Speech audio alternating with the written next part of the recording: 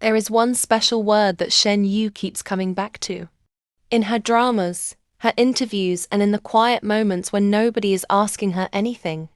One word that she says has carried her through the hardest seasons of her life. And when I read what she said about it, in her own words, I understood something about her that I hadn't fully understood before. Today is the last part of this series, and it's the one I've been waiting to share with you. Hi, welcome back to Asian Star Spotlight, and welcome back to the final part of Shen Yue, the woman behind the name.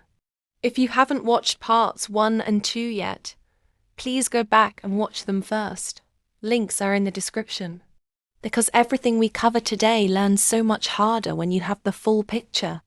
In part 1 we saw her everyday world, and in part 2 we went inside how she thinks.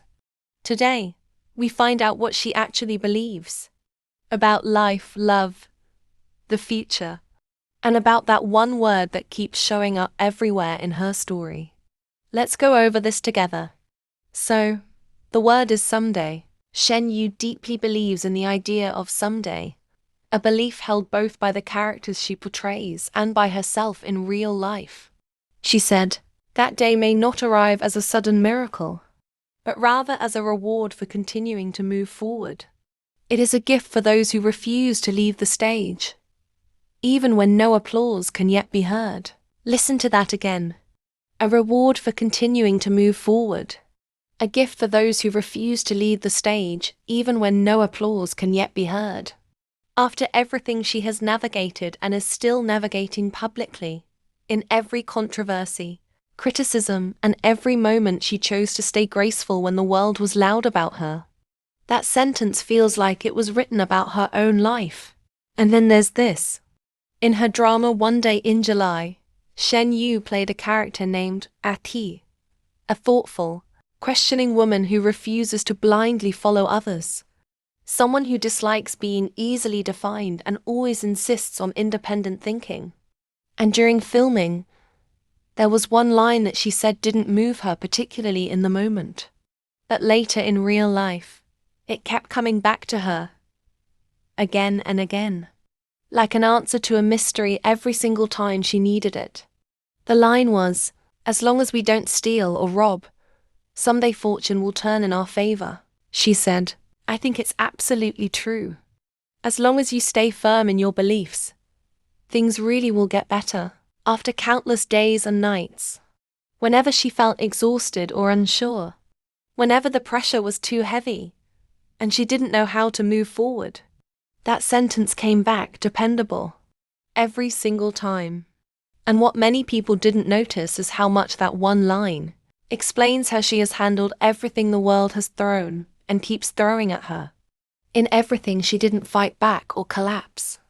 She just stayed firm in her beliefs and kept going. Now, let's talk about what Shen Yue is actually hoping for this year. Because her vision board for 2026, created as part of the L'Officiel editorial, doesn't look like what you'd expect from a famous actress.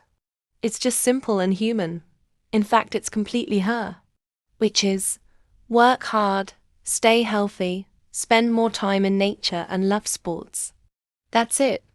No awards, no viral moments, and no trending topics. Just work hard, stay well, go outside, move your body.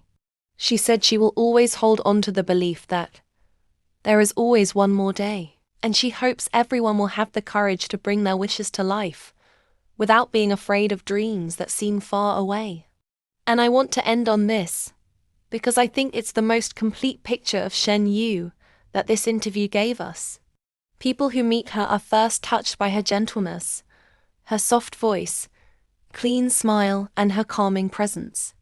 But the closer you get, the more you find something unexpected underneath. Unusual clarity, quiet determination. A woman who knows exactly what she wants and exactly what she believes. She said something in this interview that I think her fans, especially her international fans who have supported her from so far away, deserve to hear directly. When told that being both her friend and her fan must feel incredibly lucky, she immediately replied, No, I am the lucky one. Because all of this is the love they give me. She called herself the lucky one, not because of her career or her success, but because of the love her fans give her. That's who she is when she is not performing. When no cameras are rolling and when it's just her, in her sofa corner in Xiamen, thinking about the people who show up for her from every corner of the world. She thinks she's the lucky one. So that's the woman behind the name. Someone who lives quietly in a coastal city with a sewing machine and a skateboard. Who recharges alone with the door closed. Someone who grew through conflict rather than letting it crumble her. Whose mother taught her the world is getting better. Who carries one drama line like a lantern through her darkest moments. And who, despite every single thing, looks at the love she receives from people around the world and says, I am the lucky one. If you've watched all 3 parts of this series, you now know Shen Yue in a way that most people don't. And I think that's exactly what she would want. Not for people to know her name, but for people to know her heart. Let me know in the comments, which moment from this series hit you the hardest? I genuinely want to know. And that's it from me on this series, guys. Thank you so much for going on this journey with me. Take care, and I'll see you in the next one.